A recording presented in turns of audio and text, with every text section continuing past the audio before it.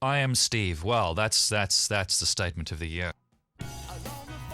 It certainly cannot be disputed that the media plays a huge role in today's society.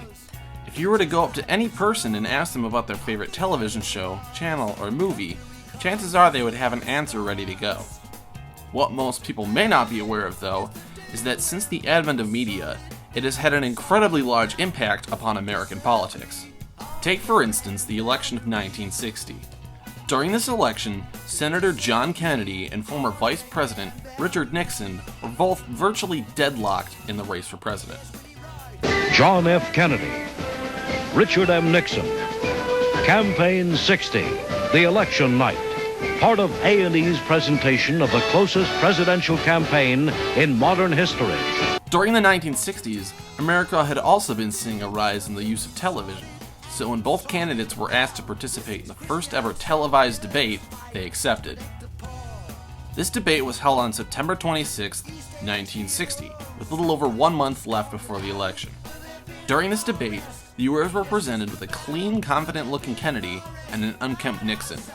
The media heavily favored Kennedy and placed stress upon Nixon. One strategy employed was turning up the heat in the room.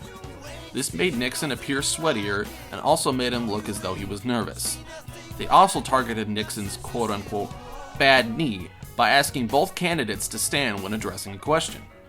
After the 56-minute broadcast was over, it had seemed the debate went well for both candidates, but Kennedy had certainly benefited more than his opponent, appearing to the public more confident and suave.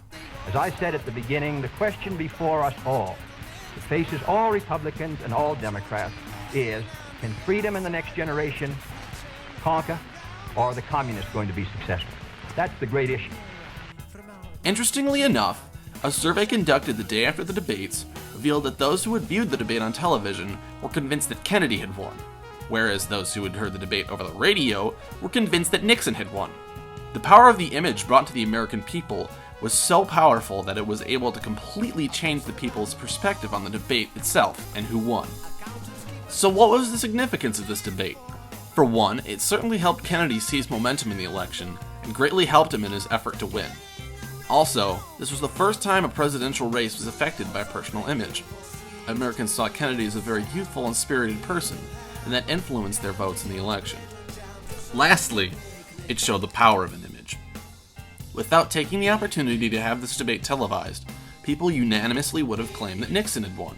Yet when a sweaty, nervous-looking Nixon was presented, countered to a youthful and handsome Kennedy, it was so powerful that despite what was said, it was able to alter people's perspectives of the debate altogether.